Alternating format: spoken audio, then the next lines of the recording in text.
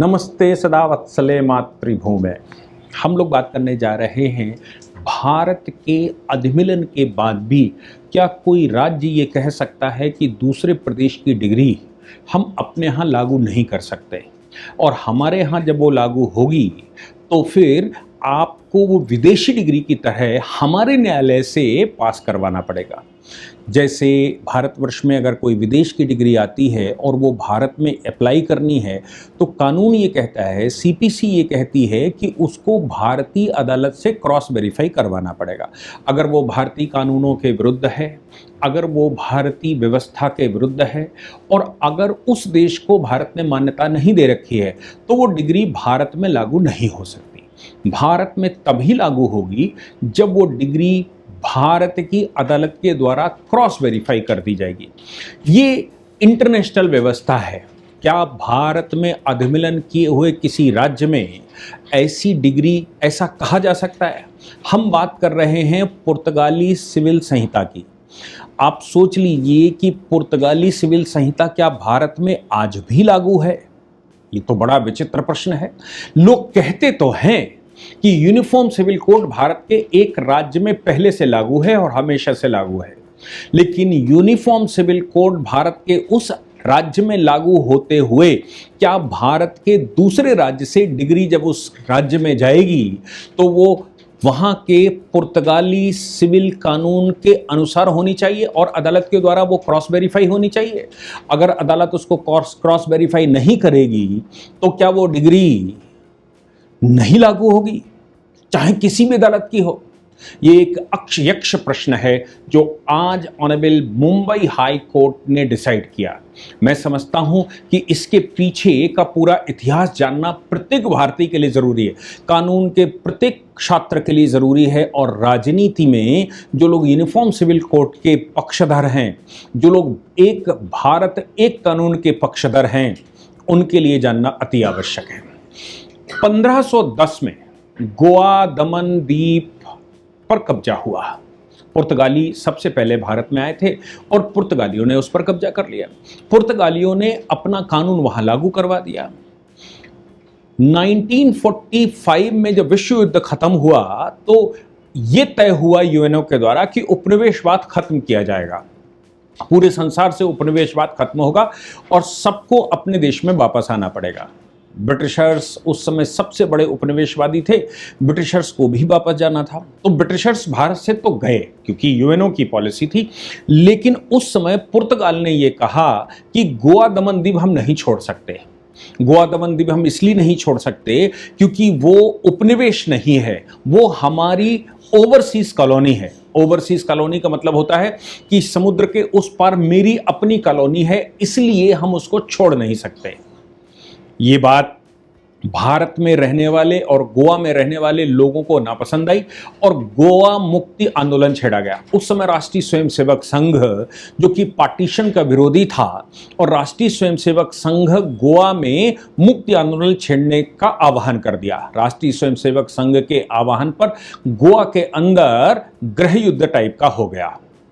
गोवा में उस समय पुर्तगाली सरकार बैठी हुई थी और 1967 आते आते, यानी कि कुछ समय बीता था, उसके बाद भारत के दूसरे राज्यों से भी लोग वहां मुक्ति आंदोलन में शामिल होने लगे।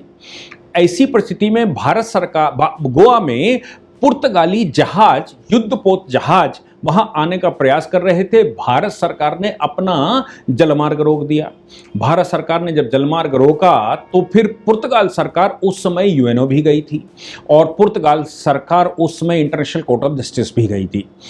नाटो का चूंकि पुर्तगाल उस समय सदस्य हुआ करता था, नाटो के सदस्य होने के नाते ये संभव था कि पश्चिमी देश उसका साथ देंगे और गोवा भारत में नहीं आ पाएगा। ऐसी परिस्थिति में जब वहां ब्लॉकेज भारत सरकार ने किया तो इंटरनेशनल कोर्ट ऑफ जस्टिस ने डिसाइड किया कि आप सिविल एविएशन के लिए वहां जा सकते हैं, सिविल रूट आपका समुद्र का खुला हुआ है, डिफेंस या फौजें लेकर वहां से नहीं जा सकते अगर भारत सरकार के समुद्र से निकलना है तो। भारत सरकार के समुद्र से वो निकल नहीं पाए। नतीजा ये निकला कि मुक्ति आंदोलन में, गोवा मुक्ति आंदोलन में भारत सरकार भी इन्वॉल्व हो गई, क्योंकि भारत सरकार ने चारों ओर से फौजें लगा दी थी ताकि पुर्तगाली फौजें वहां एंट्री न मार सके। फाइनली दोनों सरकारों का एग्रीमेंट हुआ और वहां के कमांडर इन चीफ ने सरेंडर किया। एग्रीमेंट हुआ, एग्रीमेंट के तहत गोवा भारत को ट्रांसफर हुआ। लेकिन गोवा भारत के ट्रांसफर होने के बाद गोवा में एक बात छिड़ी कि वो भारत का अभिन्न अंग बनना चाहता है या फिर गोवा अलग रहना चाहता है। तो भारत का अभिन्न अंग तो है, लेकिन गोवा राज्य नहीं बनना चाहता था। गोवा ने प्लीबिसाइड करवाया अपने यहाँ, या गोवा के जो उस समय की लीडरशिप थी उसने ये तय किया कि भाई हम केंद्र शासित प्रदेश बनकर रहेंगे, हम फुल फ्लैश प्रदेश नहीं बनेंगे। केंद्र शासित प्रदेश बना दिया गया, लेकिन पुर्तगाली कानून वहां पर लागू रहे। क्योंकि वो केंद्र शासित प्रदेश था और पुर्तगाली कानून के तहत ही चल रहा था, अतः भारत सरकार ने ये हिमाकत नहीं की कि वहां भारत के बाकी सारे कानून लागू कर दिए जाएं। गोवा में पुर्तगाली सिविल संहिता लागू रही। पुर्तगाली सिविल संहिता का मतलब ये होता था कि अगर किसी पति ने प्रॉपर्टी कमाई है तो पत्नी और पति दोनों की अनुमति चाहिए उसको बेचने के लिए। प्रॉपर्टी 50% पत्नी के नाम अपने आप चढ़ जाती थी। पत्नी ने अगर कमाई है तो फिर वो दोनों की प्रॉपर्टी मानी जाती थी, यानी कि वो प्रॉपर्टी परिवार की प्रॉपर्टी मानी जाती थी पुर्तगाल के कानून के अनुसार, और दोनों के सिग्नेचर के बगैर वो डिस्पोज नहीं हो सकती थी। इसके अतिरिक्त विवाह के कानून, हिंदू मुस्लिम सिख ईसाई कोई कानून नाम नहीं था। एक तरह का सबका विवाह और सबके ऊपर लागू होता था, चाहे वो मुसलमान क्यों ना हो। एक विवाह का ही कानून वहां लागू होता था। इसी को पुर्तगाली सिविल कोड को ये कहा गया कि ये यूनिफॉर्म सिविल कोड है। भारत में सियासतदानों ने भी ये छुपा कर रखा और भारत की प्रशासनिक तबके ने भी ये छुपा कर रखा, लेकिन हकीकत में उसका नाम पुर्तगाली सिविल कोड था। ऐसी परिस्थिति में अब एक नया प्रश्न आया। वो प्रश्न ये आया कि अगर भारत के किसी भी अदालत ने कोई डिसीजन दे दिया है तो वो डिसीजन जब गोवा के लिए लागू होगा तो गोवा में उसको दोबारा वहां के सिविल कोर्ट में ले जाना पड़ेगा। सिविल कोर्ट जब वहां वेरीफाई कर देगा या उसको अनुमोदित कर देगा तो ही वो डिग्री वहां पर इंप्लीमेंटेशन में आ सकती है, नहीं तो नहीं आ सकती है। ऐसी परिस्थिति में बिल्कुल वही कानून लागू हुए गोवा में जो कि विदेशी डिग्रियों पर होते थे, यानी कि देश के किसी कोने की डिग्री वहां पर लागू तभी होगी जब गोवा का सिविल कोड उसको वेरीफाई करेगा और न्यायालय उस पर डिग्री बनाएगा। एक मामला ऐसा ही आया, विवाह का मामला था। किसी कोर्ट ने विवाह मंजूर कर लिया और ये कहा कि ये विवाह है इनका।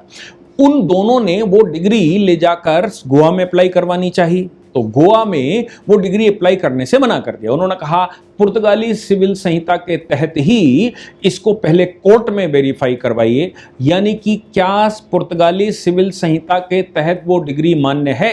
अगर वो मान्य है तो ही यहां लागू होगी, जैसे विदेशी डिग्री लागू होती है। जब वहां मना कर दिया गया तो ऐसी परिस्थिति में वो हाई कोर्ट गया मामला। मुंबई हाई कोर्ट ने सुनवाई की तो मुंबई हाई कोर्ट ने कहा कि भाई भारत में एक कानून लागू होता है, भारत में एक संविधान है, भारत में सिंगल नागरिकता है। जिस देश में सिंगल नागरिकता हो और जिस देश में एक संविधान हो, गोवा संविधान से बाहर नहीं है।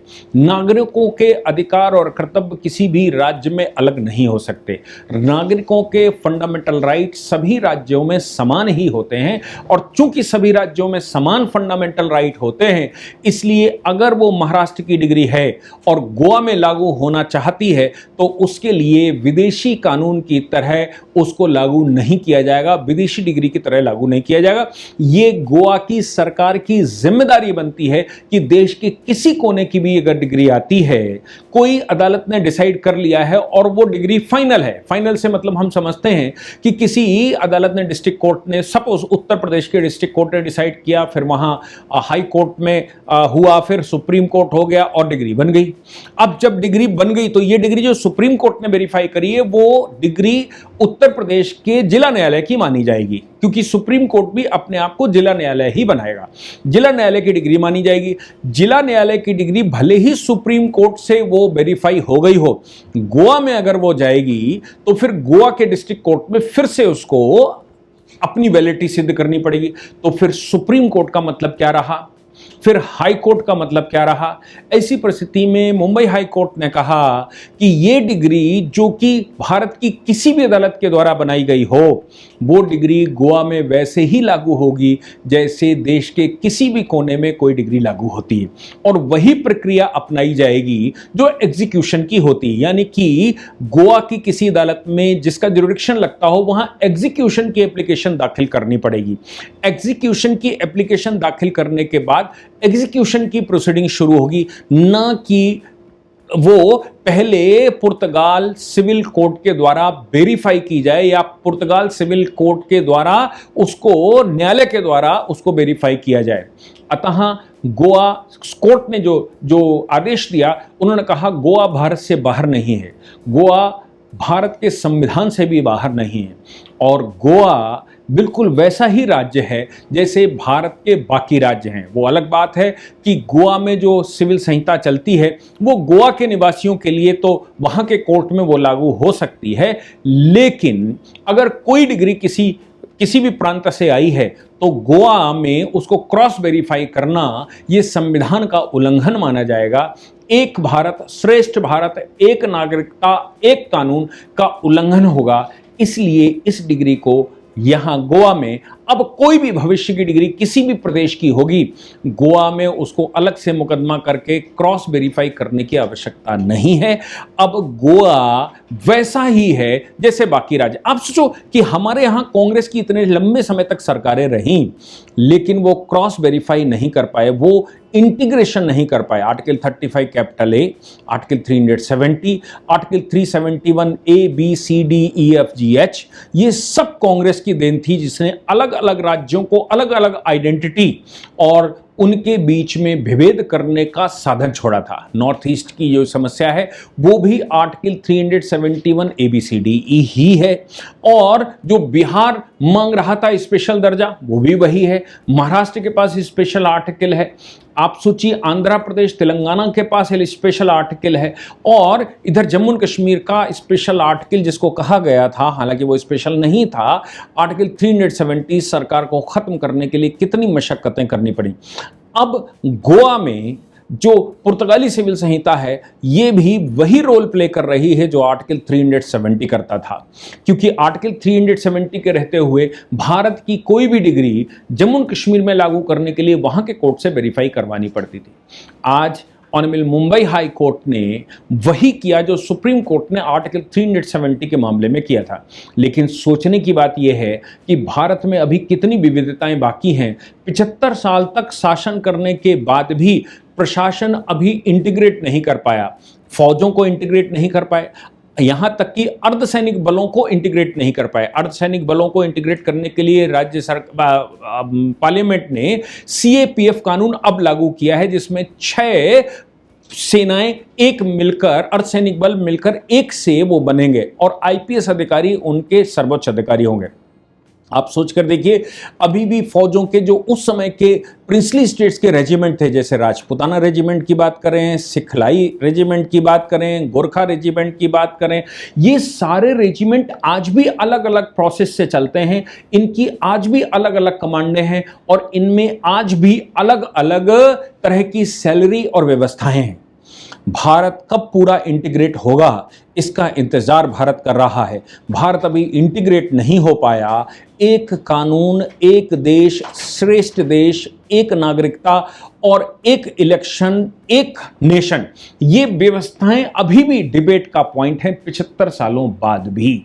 आप सोचिए कि कब होगा, कैसे होगा, और इधर पाकिस्तान जाने वाले वो लोग जो यहां बसा लिए थे उस समय नेहरू जी द्वारा, उन्होंने फिर से एक नया देश डिमांड करना शुरू कर दिया है, या फिर वो अभी भारत में वक्फ कानून के नाम से, सीएए के कानून के नाम से, या इस तरह के तमाम विषय उठाकर भारत में अपनी उपस्थिति दर्ज करवाकर ये दारुल इस्लाम बनाएंगे, ऐसी प्रक्रिया फिर शुरू कर दी। हमारा पार्टीशन भी हुआ, एकीकरण भी हुआ, हम आज़ाद भी हुए, और हम ठगे भी गए। ये हमारा दुर्भाग्य है कि 47 में जो पॉलिटिशियन बैठे, उनकी दृष्टि तो छोड़ दी, दूरदृष्टि तो छोड़ दीजिए, उनके पास दृष्टि ही नहीं थी। वो दृष्टिहीन लोग थे जो कि इनकॉम्पिटेंट थे, लेकिन सरकार में आ गए। जनता उन पर भरोसा कर बैठी, लेकिन जनता ठगी गई। आज उनके वंशज, जिन लोगों ने उनको चुना था, आज उनके वंशज एक अजीब से चक्रव्यूह में फंस गए हैं और कैसे निकलेंगे ये अभी तक समझ नहीं आ रहा है। जय हिंद, जय भारत, वंदे मातरम।